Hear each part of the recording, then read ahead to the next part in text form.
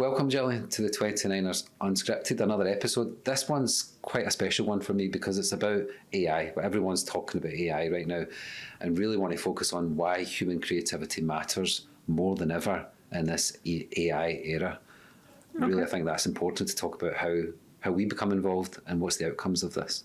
So if you think of it, rather than focusing on what can AI do, what I would really love to extract from this episode is what becomes more valuable because of AI. Not what it can do, it's about what the value that AI brings from a business perspective.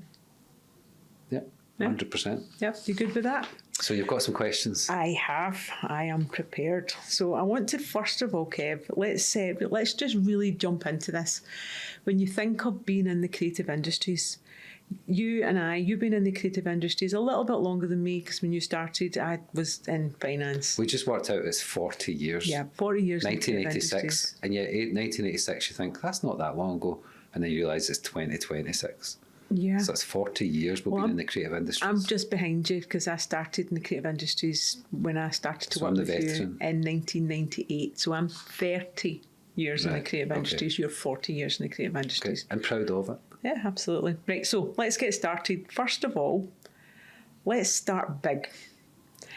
Are we entering the most creative era ever, and why?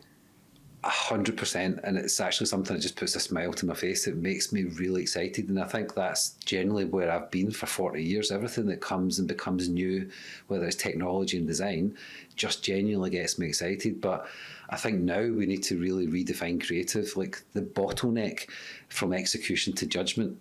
10 years ago, a great idea was because you just couldn't have the time to build it. You could have great ideas, but finding the time to build that idea. But now ideas can ship really fast with AI. And so the scarce thing for me isn't how to make things, it's like how fast you can make things now, and the speed with how we can generate and how we can create ideas and then actually make them and bring them to life with AI. It's super exciting. So that bottleneck has moved from execution to judgment, and judgment is really important now in AI. The taste, the judgment, I think that's critical. But even if you think of back 10 years ago, 20 years ago, back then when you had an idea and you wanted to innovate, the idea would die because it wouldn't have the resources or the energy or the even capability to be able to bring it to life. Yeah. What is that going to really mean to businesses? What, the speed of it? Yeah. I think you can just now, you can iterate faster, you can generate really smart ideas. I mean, the work we've produced even in the last month is the best ever work we've ever done. We say that every month, but you're right. But it is, and it's just getting better and better. And I've always said, what we are doing now is the worst it'll ever be. But I'm genuinely excited about AI and how humans play the part in that AI. Yeah, no, I think you're absolutely right. So what's changed most in the creative industries over the last few years, and where are we sitting in that? Because when you think of even going back to 2023, 22, even rewinding back even further to 2020. Remember sitting in the garden in Mallorca when we were deep diving in what's coming next while we're in the middle of a global pandemic.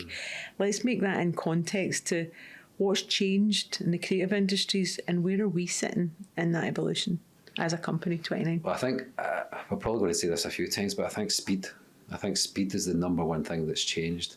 You still need the idea. You still need to generate that idea in your head. And it's what I've been talking to the team about is we need to be more of that ideas company, because the speed of creation now has kind of flattened. But the speed of ideas as well, is you can now generate those ideas really, really fast. So I think that's where I'm coming at it from, is just that speed of change. Even every day you wake up and there's new tools to learn. But AI isn't just that press the button and things happen. There's still so many things to learn and so many things to integrate, and that's where I think it's really important that you keep the human in that loop. And we talk about that all the time, Gillian, how the human needs to be kept in the loop. Yeah. When you talk about that big red button, and it made me laugh when you spoke, because must have been about 8 months ago or 10 months ago, and you showed me a video, and it was the conception and the preconception that AI is just you hit a button and out it pops. And the video that you showed me, it did. The guy pressed the red button and out pops some creative, but then it rewound and it unveiled and it took you through maybe 100 processes to get to that, press the button till it comes out. That's the bit that I think that is not as misunderstood in the creative industries from client side. From client side who don't need to know how to do that process, but they never asked us how to do the process before. When you think of all the tools that we've used, from you started your career using Photoshop when Photoshop didn't even have a number behind it, it was Photoshop. Photoshop didn't even have layers at the point. Yeah, and I remember that. Yeah. So right now, the customer groups, they don't actually care what the process is. They just care, are you going to give me content that's going to work? Are you going to help me achieve the goal of the campaign or the goal of the problem we're trying to solve? The way that you do it, as long as you're doing it in a really safe and secure and enterprise-led way, that's where I feel that we're sitting at a really strong edge. Yeah, so, and I think that's important. Like, everyone's playing with AI right now. Generally speaking, everyone you talk to is playing with AI, but we've took it to the enterprise level, and it still requires a lot of knowledge, a lot of skill, and just a lot of learning. And that's just, you have to always be curious. Whether you're a creative person in any discipline, you need to stay curious to learn all the time. And I think that's what we've done for the last 2 or 3 years, is really go deep in AI, but take it to the enterprise level. So as you said, we're still using a whole selection of tools. Yeah, the speed of things is a lot faster. You can generate ideas faster, but there's still a lot of learning to be done to get it right for the customer. You know, what you've said it quite a few times. We're at a point right now that this is the worst it's ever going to be, because it is only going to get better. But that then leads me on to my next question.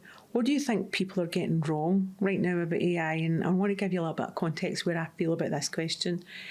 I think people don't understand what it actually is.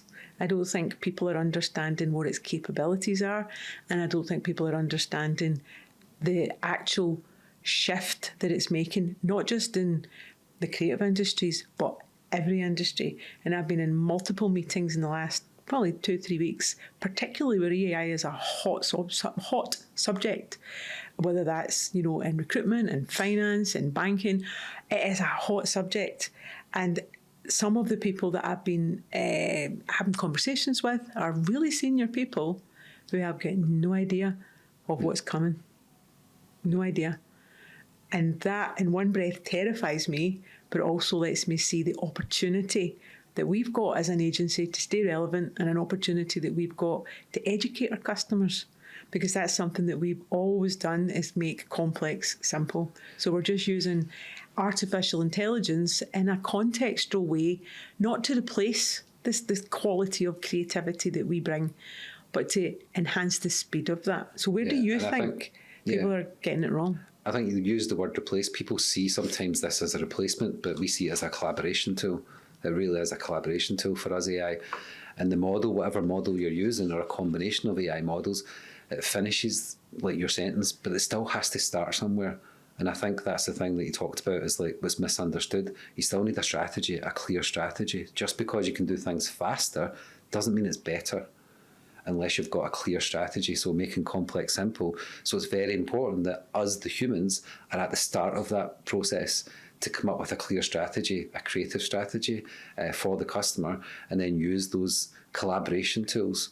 Just like we said we used in the past, we used tools in the past, but these AI tools now should be the collaborator for us rather than the replacement. And there was an article that you highlighted to me recently, and it was about, if you put rubbish or crap into an AI, all you're going to get faster is an output that's more rubbish and more crap. Yeah, I think that's important. I think you still need to understand what's the what and why, and what do the customer need. You know, because again, you can get carried away and you can go down that black hole of AI tools and just generate noise. And we've talked about that as well. There's a lot of noise out there with AI, and how you need to focus on the signal. And the signal for this particular part of the conversation, the signal is, what does the customer need? And how can you give variations to that? And I think more personalisation now, because we've got these tools, you can be a lot more personalised with the content you create. But I think very, very clearly for us, it still requires a clear strategy of what the customer wants. Plus also, sometimes the customer doesn't know what they need, but they know what they don't need. Because when you present a creative idea to a customer, if it doesn't land with what's in their goals, because at the end of the day, the customer comes to us with a very clear brief. They might not know specifically what content we're going to create, what videos we're going to create, what teardowns or 3D animations we're going to create. They maybe don't know that bit. That's not their job to know that bit. Their job is to understand how do they take their products to market and how do they do that with a contextual strategy of content and messaging to wrap around that. That's where we then add real value by having the ability to do it faster and more economical for our customers. Yeah, and I think, as I said, the temptation is just to jump in and use the tools, but it's very, very important that you've got that clear strategy. And I think that's where we will always win with our customers, because we build that trust through our strategy and through the work we put into strategy. But now we've just got a different suite of collaboration tools that is AI, but as I said earlier, on an enterprise level that really supports and helps the customer. Absolutely. So if everyone can create content now, what actually stands out? You talked about noise. What actually stands out? Because it then takes me back to everyone in the business world has access to Microsoft. Everyone, whether you use it as a full-on tool, but everyone uses Microsoft. So we have the whole suite of tools. If you're Apple people like us, you've got the whole suite of Keynote and all the Apple products, or Google. We've got the whole deck of Google. We've got information overload with tools to be able to create content. Okay? So if everyone can create content now using AI, what will stand out? What stands out is having a point of view, having a real opinion that's held by a real person or a human. Everything is generic now. It's free. Most tools start off with free, and you can create generic content, but then the generic content that everyone's creating has no real value anymore. So if your work could be made by anyone, it probably was. So it's really been about having a specific opinion and a point of view of what you need to produce for the customer. And I think that's really important with the kind of tools that we've got.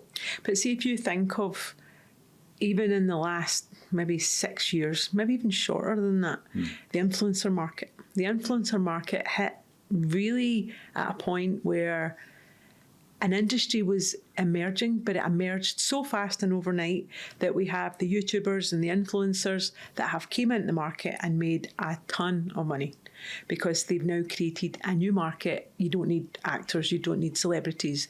Sometimes the influencers and the YouTubers are actually more financially sound and more known than some of the Hollywood actors that we all know.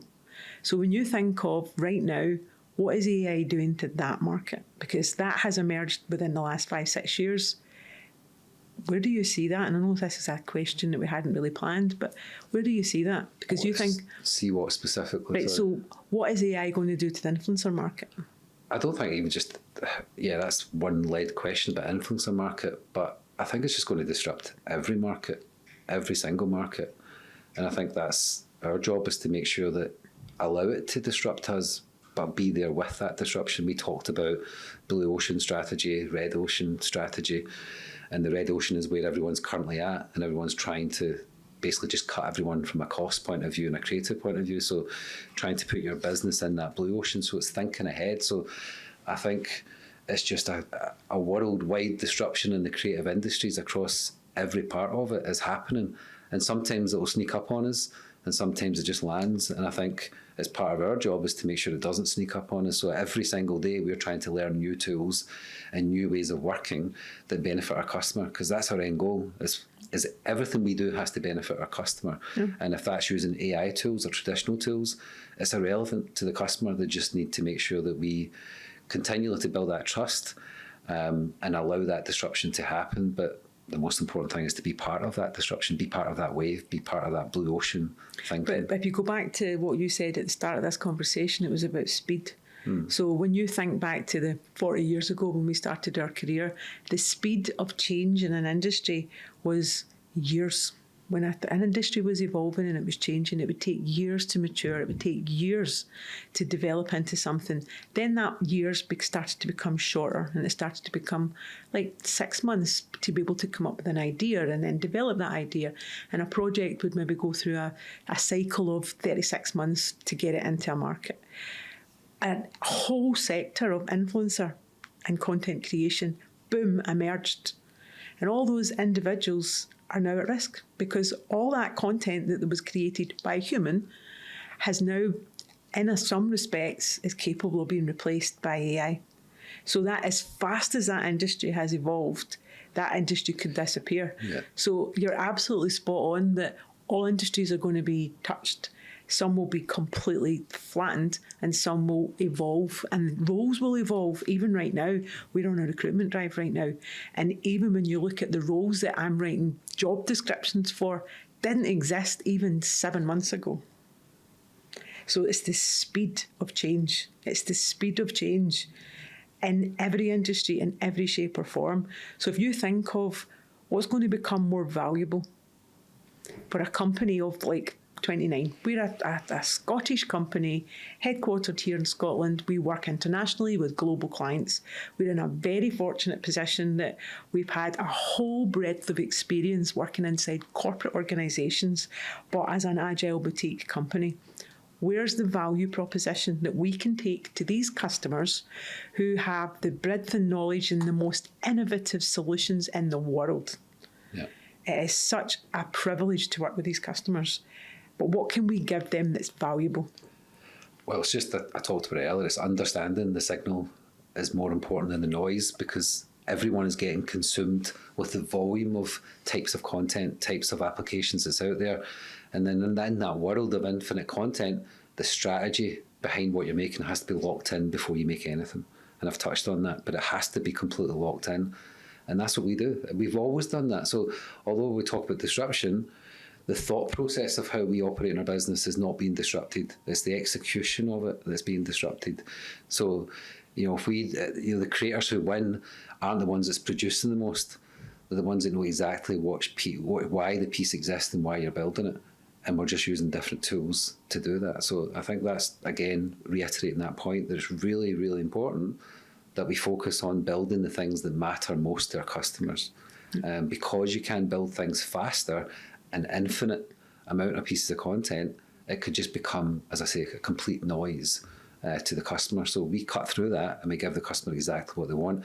But as we talked about, you can produce those ideas faster, so it kind of tightens that kind of loop a little bit as well for the customer to understand what they're getting and what it might look like. And it's clearer and sharper in focus of what we can produce for them, and we can show them that a lot cleaner and a lot faster than we've ever done. Yeah, and even showing them it cleaner and faster. If you think of what's becoming really valuable in a world of infinite content, if you think of the creative trifecta of quality, speed and price, it has always been a challenge to be able to do all three, because if they want really high quality, then that comes with a time to develop the idea and create the idea, and it comes with a price because there's a lot of human interaction involved in that. The AI has changed the game. Quality, speed and price now is achievable.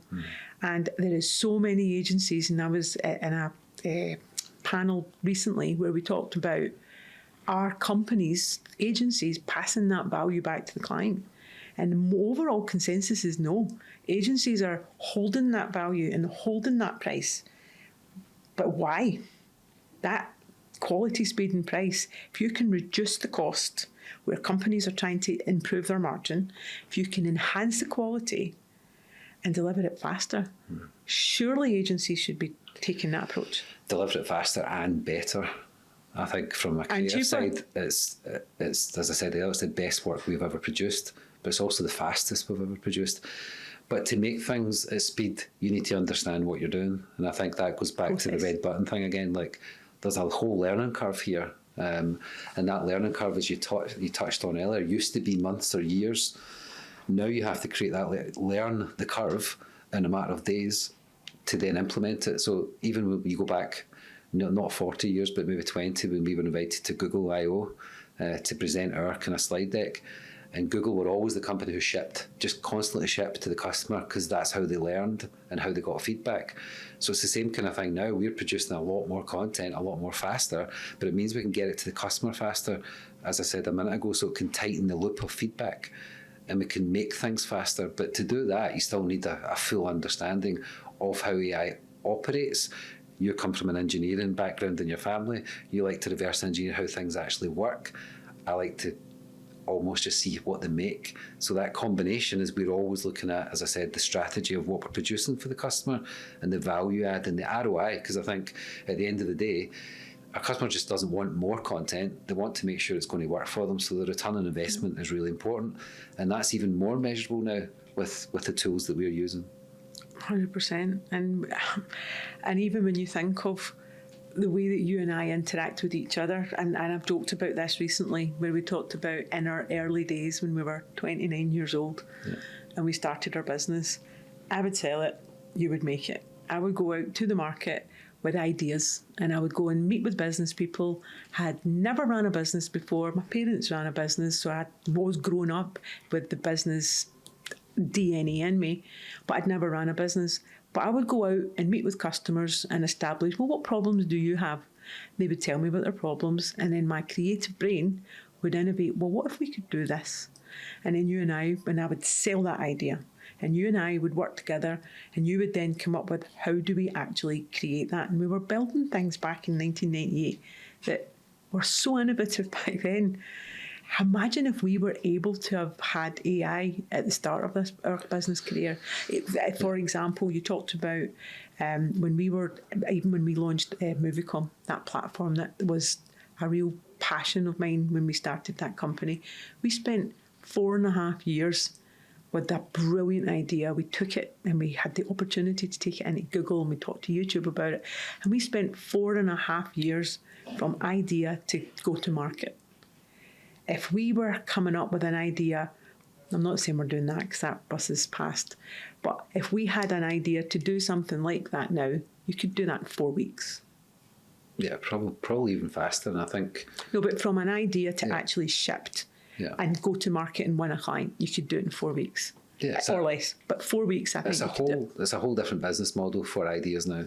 Yeah. And you're almost, as you said, you used to go out and sell and I would make it.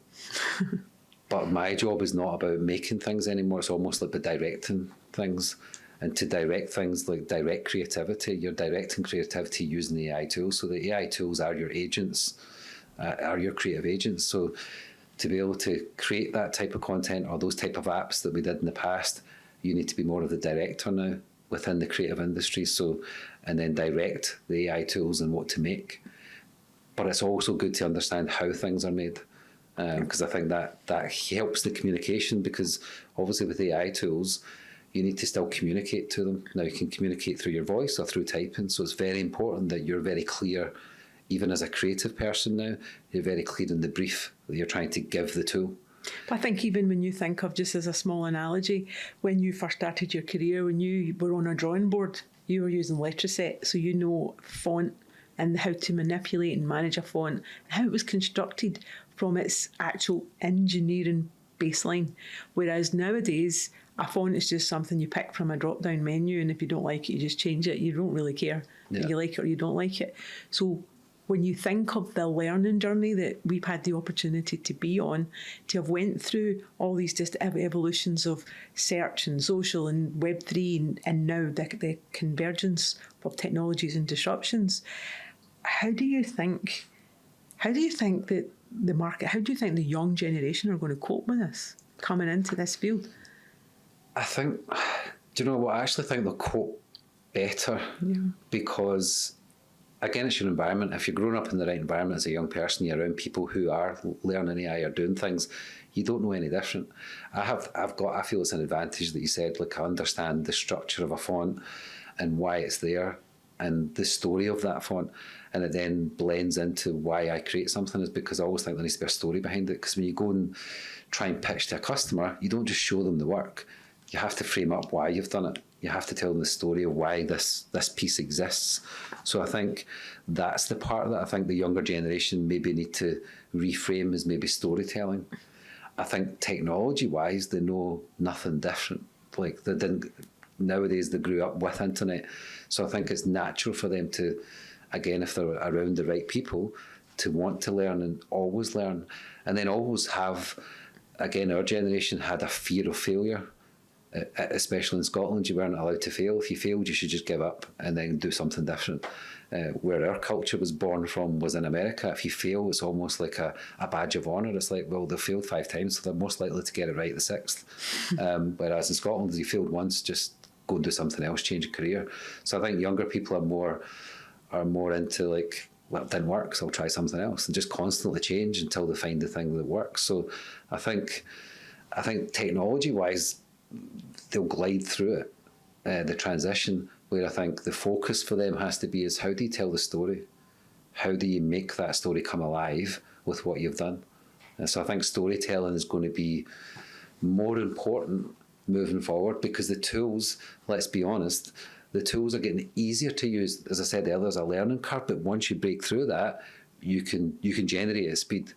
But it's about how you tell that story to the customer. You know, every time we do a pitch or present our work, you have to tell that story, you have to communicate. So I think that's where the younger generation, maybe we grew up with storytelling. You sat with people, you talk to people every day.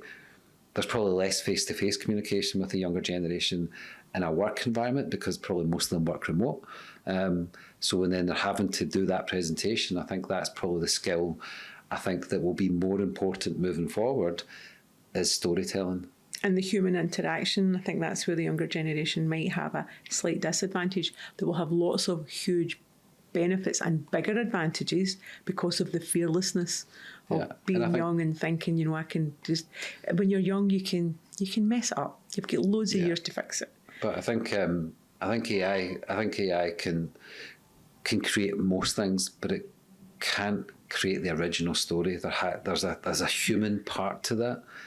Yeah, you can, if you communicate with AI, it can help you generate and frame the story, but you have to understand from a human level what people want to hear. Yep. And I think that's really important. That's an important skill I think that people should learn and not forget, is how to tell a story. I think the storytelling, and particularly in the creative industries, you're selling ideas and you're conceptualising and visualising things that don't exist. And that's probably been the thing that in our entire career I have really loved, when there's a challenge, a customer needs to try and innovate something and communicate that, especially when it's complex. Having the skills, the natural skills, and you and I have equal complements of natural skill, and how do we develop the customer's idea into something that they can take to market to sell their products and services. AI is not replacing that. It's just letting us do it faster. Yeah, really. Right, let's move on to the next question. So, what do you think people still crave real experiences, and why do live events feel even more important? Well, we've just back from an event. We're just about to go to another one. And I think the more digital life gets, the more we'll pay for the opposite. I think there'll be like that opposite shift, because we spend most of the normal working day digitally, whether it's on screen and communications and Teams or Zoom or whatever. But I think then people will start to crave more and more the opposite, to get together, especially from a business-to-business point of view. We're just back from one, and it was that kind of like people haven't seen each other for like 6 months or a year. So the natural vibe and buzz and enthusiasm of getting together. So when you get people together for an event, you need to give them a real-life experience. Now, that real-life experience can also include, like we've talked about, virtual reality, tours of places that they can't visit or can't get to. But I think it's really important that events, I think, will be critical in the next few years for people to use that as the get-together. And I think that will become really important. But do you think the behaviour, if you think pre-pandemic, and I've mentioned pandemic before, but pre-pandemic, everyone worked together predominantly.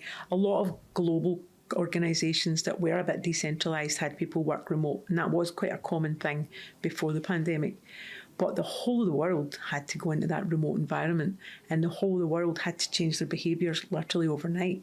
And we did it. You and I went and had 2 years in the beautiful mountains of Mallorca. Well, we went really deep in learning. But if you think of, like right now, we all came out of that and we all craved, without really realising it, but you craved and missed the social interaction of the water cooler moment, or being in a studio, just chatting about things in life. And what we've discovered also is that when we've been recruiting and bringing new team members into the company, people need that. Human beings need human interaction. Yeah, you can work from home, you can work remote, you could run 3 jobs and have sidelines and do all of that. But that's a really lonely, siloed life. Yeah, to be fully rounded, you need to have that whole experience.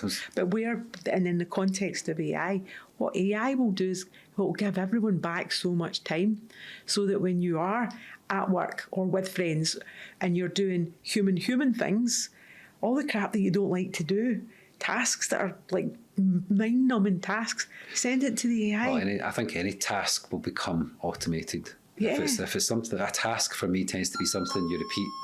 So we'll just get the door. We'll just keep recording. I think a task is something that is repetitive. So if you can automate that repetition, it allows you then to do the things that are more important. And I think memories and moments are going to become really, really important now. I think task-driven stuff was the thing that kind of ground down the human, because you were just doing a job that was very task-driven.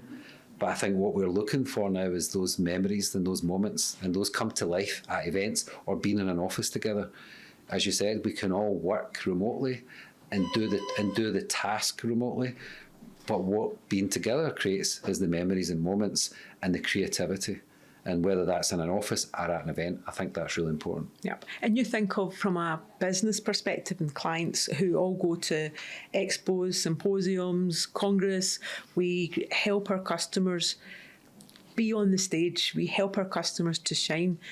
That experience, and we're hearing this and we've heard this quite significantly in the last couple of years, the importance. It's not often about going to an event so that they can sell products. It's about being at an event so that they're seen, so that they can be in their around their peer groups, they can be with their customers, they can be with their stakeholders. But it's also that human aspect. And because AI is a very hot topic right now and everyone's talking about AI is going to take all our jobs, it will never take all our jobs. I'll take the current jobs, but it'll create so many more new ones. So you need to be open to that. Yeah, so yeah. I'm going to rephrase that. I don't mean it's going to take all our jobs. It's just going to give us time. It's going to give us back so much more if you think of it from that perspective. Instead of spending something that Steve Bartlett put a video up all about time and how many hours and months you've got in your lifetime. And when you break it down between your work time, your sleep time, your task time, your entertainment time, if you can then look at whatever age you are, I'm 57, so if I'm lucky to stay here till I'm 100, I've got half my life left. But of that, I know I'm very optimistic, but I've still got half my life left.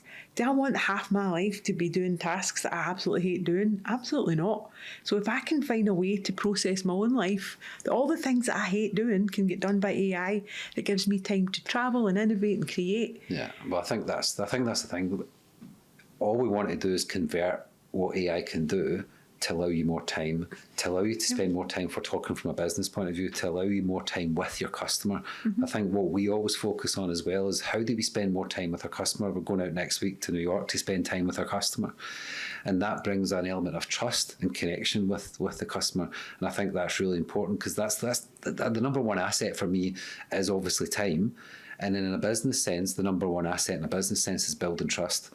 And you can only do that by having the human connection. What we build away from that trust and connection is task-driven content. Yep. And that's the system that we're building for our customers, using the AI kind of enterprise level tools as systems and content systems and things like that, so that we can generate a better quality of product for them, but also that we can spend more time with them generating ideas and innovation. And that, just as I said, that builds trust and builds connection with them. And as you say, let's get rid of the tasks that bog you down to give you more time to come up with ideas that benefit the customer. And be creative. And why do you think brands still need that human connection? Because you think of a brand, even any manufactured product, the product is the one thing. It's how it's packaged. And I know we are very fortunate to work in the packaging industry with some of the leading companies in the world. The packaging aspect of it is what makes a product stand out on the shelf. The component part inside that, for instance, a shampoo. A shampoo is a liquid that sits inside a container, whether that's a clear or a coloured container. What makes that brand stand out is the packaging. The packaging is what you connect with. You connect with what that packaging and what that brand stands for visually. So what's the question? So the question is the human aspect. Yes, AI can come in and create a whole raft of assets and messaging, but the human part of that brand creation is the idea. But it's the human part that builds the trust. Like, obviously, I'm a big Apple fan, and that brand, you only become a brand if you've built trust. And for me, those products work. And there's a lot of effort into making them work. So for us and our customers, we want to simplify the products that we can give them, but make them just work. So you think then that if you think of what AI can give to the brand owners, it gives them more time to ship more products to their customers by staying relevant and staying human with that customer, because people connect with people. And I think that's really important. Yep. So another question here, what does great creativity actually mean? And I'm emphasising the word great, because you can be creative and output absolute crap, but it's still creative. What does great creativity look like? This is irrelevant to AI, but I always think what we try and do with our customers, make them feel something. Again, everyone can produce pieces of content, but it goes back to what I said earlier about storytelling and make people feel something. And you can only do that by being face-to-face again. So every event that we do, it's about how we make our customers feel.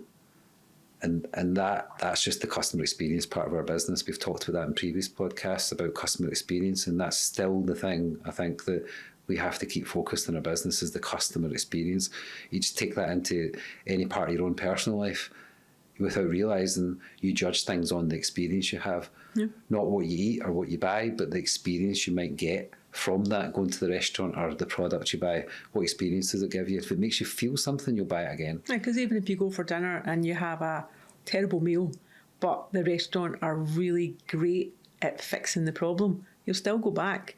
But we've been to many restaurants where the food has been fabulous, but the service and the experience has been rotten, really shocking, and you don't go back. So it is all about the experience and what you feel from that. Now, can AI give that? Can AI make you feel? We've said, I think AI will just do things at speed. I don't think, obviously, we talk about maybe in a future episode there's AGI and the kind of super intelligence of it. But right now, it's about transforming your idea faster. But we still need to, the human part of it still needs to make people feel something. So and that's the human connection. That's what we talked about. The human needs to be at the start of this process and needs to be the end. The part in between, again, reiterating the task-driven stuff, will be replaced by AI. Yeah. But we need to make sure the customer is at the start of this journey with us. We create the task-driven, AI-driven content in the middle, but the customer still gets that experience of how it made them feel at the end. Yeah. I think that's really important. So if you think of things like empathy and emotional intelligence, those are two really strong, positive statements. Empathy and emotional intelligence, they're becoming superpowers. Now, there is an argument that AI can and maybe will in the future be able to develop those skills because of the learning that's happened from the human. But why do you think that these are really important right now in the creative industries? Well, I think I go back to presenting. I think a lot of in the creative industry, it's about how you present your work, how you represent yourself inside that meeting. And I think that's the part that obviously AI can't do. It can't be in the room with you, and it helps you present visually, but it doesn't help you present, as you say, with empathy or emotional intelligence. And what I've said for a number of years is read the room. It's just an old expression of you need to read the room. So when you go into any business meeting, you're reading the room, you're understanding the vibe, the tension, the excitement. You know, every time we do an event, because there's a really good feeling, a really good buzz. AI can't tell that and can't read that. So you need to build your content that allows you to shape your presentation or reframe your presentation. That again goes back to making the customer feel something. So again, AI won't replace that. I don't see that anytime soon, but it'll just give you more tools and more flexibility in how you present. But again, going back to the point of storytelling is going to be critical, because storytelling will help you get there, help you read the room, help you get that customer experience right. And even when you leave that presentation, you learn so much from the unspoken things. You know, AI listens for things that are spoken and things that are obviously said and things that are written down, but it doesn't feel. AI doesn't feel. No. And I think you can be in a room and you feel something, without anything being said. And then that can be a probably trigger of what you create next. And it's something you just get a feeling for. People say gut feeling. So I think AI will just replace the tasks again. I think it won't replace the feeling. Well, that's a conversation that we'll maybe save for another podcast where we'll talk about consciousness and is it possible That for seems AI? like a completely different podcast. Totally different podcast, but is AI capable of having a consciousness and a conscience? And I think it does, but we'll talk about that another time. I think it's everything. It's going to be really difficult. Like maybe going back a few years, you could have predicted like where's your business going to be in 5 years or 10 years. I think that's more difficult now. You'll always predict, but I think where my focus is what can we change and what impact can we make for a customer now, in the next 3 months, in the next 6 months, and if you keep iterating at those small little micro levels, you'll get there. Where that might get to in 5-10 years, I do think it's quite impossible to tell. But if you keep in touch with your customer every day, every week, every month, or every creative decision is connected to the customer, you'll go on the journey together. Yeah. And then that's again building the brand, building the trust, and you're using those tools in AI. So I think AI has become a central focus of conversation, but where we're trying to decentralize that is still, the conversation still has to be about the customer. Yeah. And irrelevant to the tools that we might use, but what we're trying to debunk a little bit today is it'll still need the human. It'll still need the human to feel and sense what's going on and make the right decisions. But then when you think of it, human beings just as a species, we always try to do things. How can I do this quicker? How can I do this faster? How can I do this smarter? How can I spend less of my energy doing this task so that I can go and do something that I really love doing? That's what AI gives us. Yeah. Yet people are terrified of it. It's just about a mindset shift to think, how can I leverage this? How can I leverage this, one, on a personal level so that I can have more time with my family and my friends? And how can I leverage this on a business that I can add more zeros onto my customers' balance sheets and our balance sheet? It's like a no-brainer. But we've been there long enough. We've seen people use the word terrified. I think it's just a fear of the unknown. And in business, you like to have a sense of, as I say, predictability. You like to think that you know what's going to come. And I think our first sense of that was 6 years ago when COVID hit. I said at the time, like, why you go into business? Because you want to be in control of your own destiny. When COVID hit, it was the first time we felt we're not in control of this. Like, we can't move, we can't not communicate, we can't fly here and visit our family. We were kind of stuck. So it was the first sense of being an entrepreneur that we weren't in control. And I think there's an element of, when you talk about fear with AI, there's an element of we're not in control. Like normal businesses, obviously the people who build the tools, but we're having to react to those tools that are getting presented to everyone. In the past, business tools were business tools, but these same tools are kind of being presented to everyone. So everyone does either be terrified of it or thinks it's easy. And what group is it you think are being terrified? Because you think there's 3 different layers. I always see things in layers. You've got the makers of AI. Those that are building all the language models. You've got the creators with AI. We're a creator with AI. And then there's the consumers. Those that don't really know how to use it, don't know what to do with it, but every day are using AI. Of those 3 categories, which one is most at risk? All of them. The question was like, what ones are terrified? Again, I think it's just, I've thought about along the lines of this question, like who's terrified, who takes advantage, but I think it comes back to your environment. Your environment being is, who do you place yourself around every day? And if you're around, hopefully in this type of company, we're excited about it. But there's also an element of like, well, if we don't get excited about it, then there's a terrifying part of it.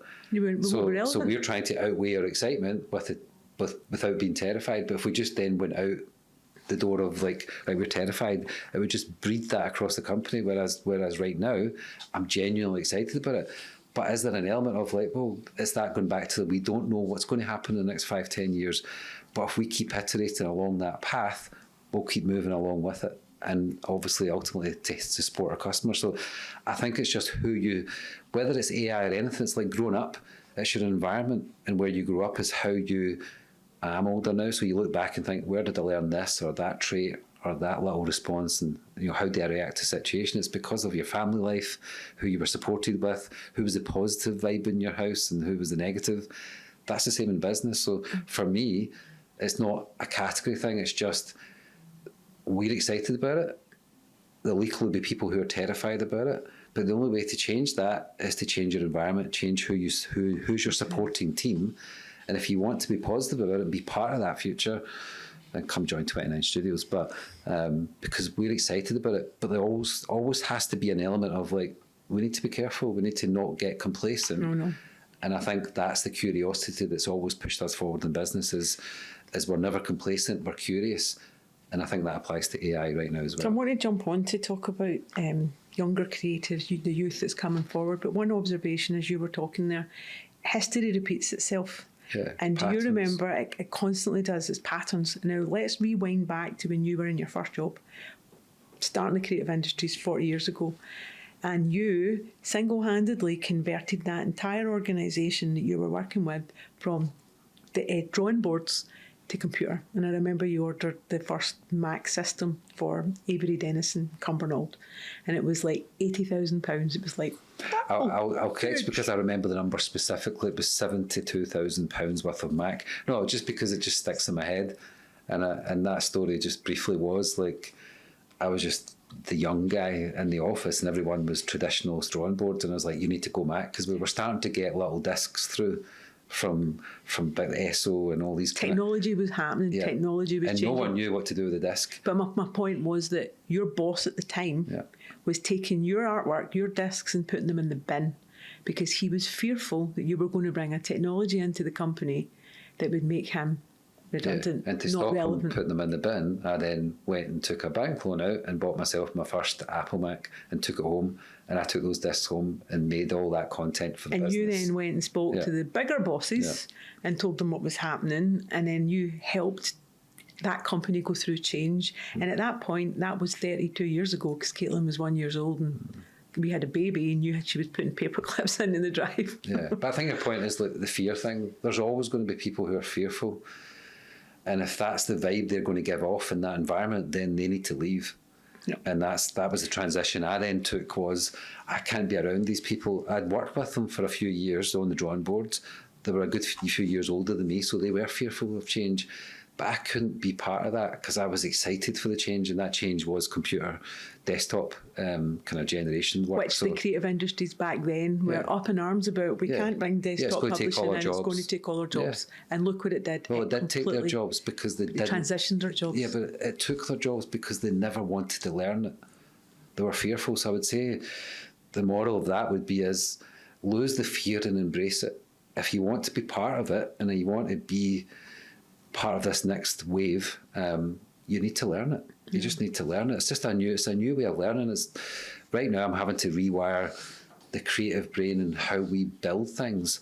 But I see it as exciting. I really see it as exciting. So yeah, it's that history repeats itself in patterns.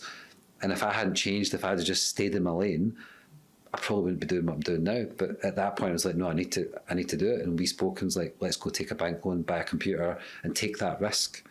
And that risk led me to then being the creative director and taking over the whole place and buying the whole Apple equipment that I'd never put together. I had one little Apple Mac, and all of a sudden in reception, £72,000 worth of kit arrived, and I had to plug it all in and put it all together. It was a lot harder then than it is now. But thankfully, there was a company called Scotsys. Yeah, they helped you do it. Yeah, brilliant.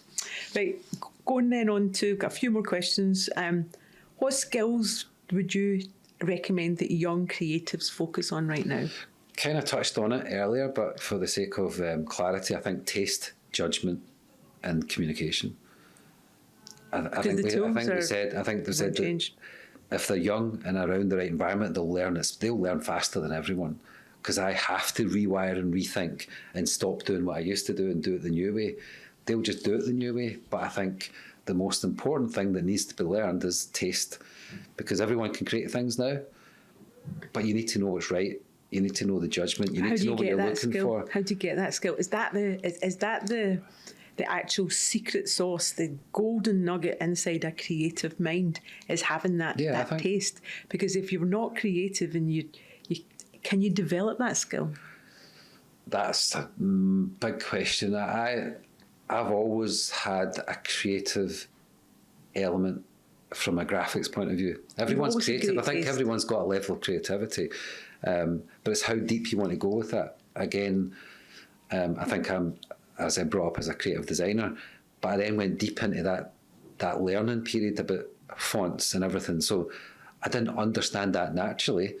So I had the curiosity to go and find out about fonts and typefaces and layout and white space and everything a graphic designer would talk about. So if you don't still go deep in your subject matter, then it's not natural. You just wouldn't learn it. So I think it's curiosity rather than are you born as a creative. You can be born with an element of that, but you need to still go deep and learn the skill or the trade. And I suppose that's probably why a lot of our clients who are amazing marketeers, but they're not creative executors. So they come to us to work alongside them with their marketing expertise, and we align that with our marketing expertise, but then we build that into incredible content. Yeah, so I think for younger generation to gather taste, you need to experiment. You know, if you think about recipes or cooking, I don't cook, but I watch all the cook shows, but I don't cook. But it's just repetitive. It's the more you do something, the more you gather that taste, the more you gather that judgment. You can't just do something once and say, right, I now know how this should taste. I now know the judgment of this. You have to do it multiple times. It's just like anything, driving. When you first do your driving, you think, I'm never going to be able to change gear, look at the mirrors, look at everything.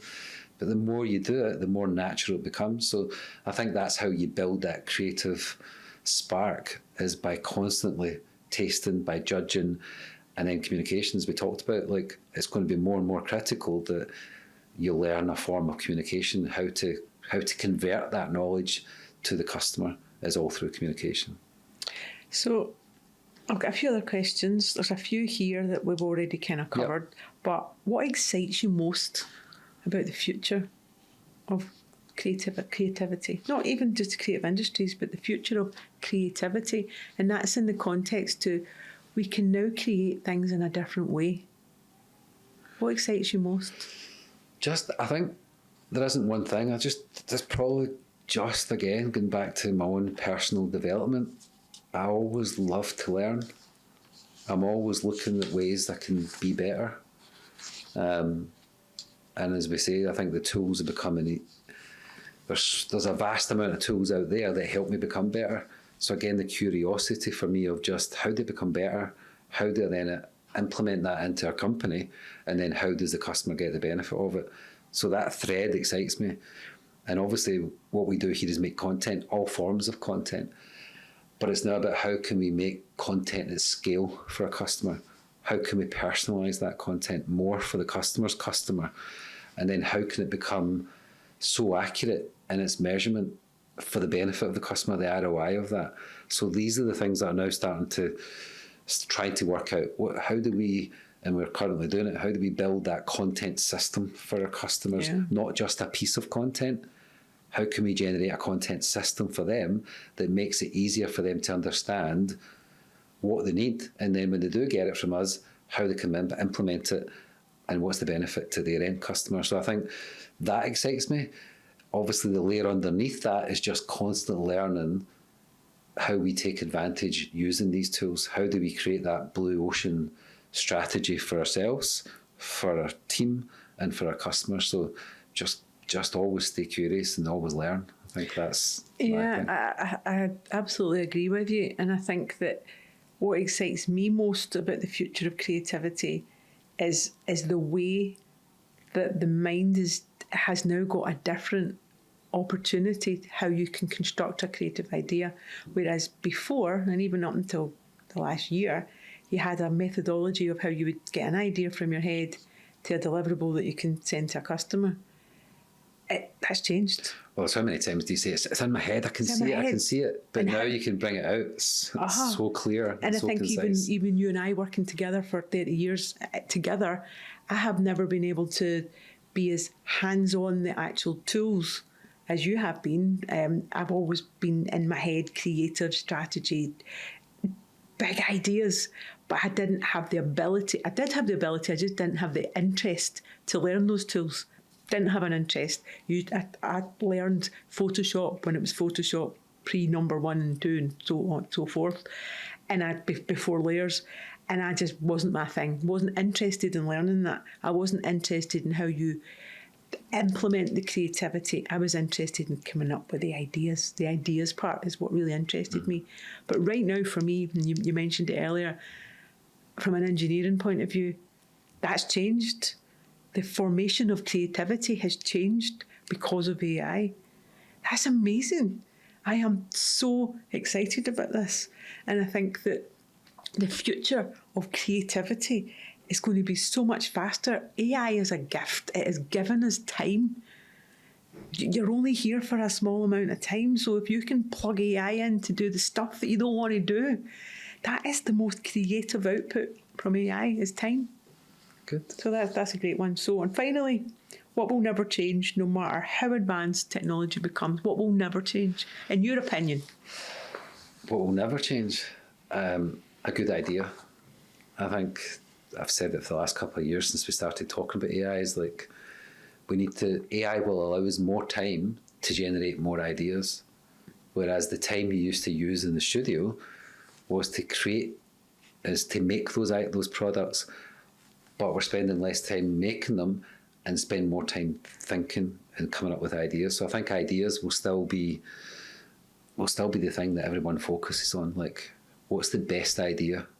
And because the best idea for me should always win, but then you need to take that best idea and you can create it now at speed. And I think, going back to the point of the companies that will win, the businesses that will survive, is the businesses that can generate at speed, but the right thing, with the right strategy, with the right feeling, with the right customer experience. The right emotion. But speed is going to be, because everyone's impatient now.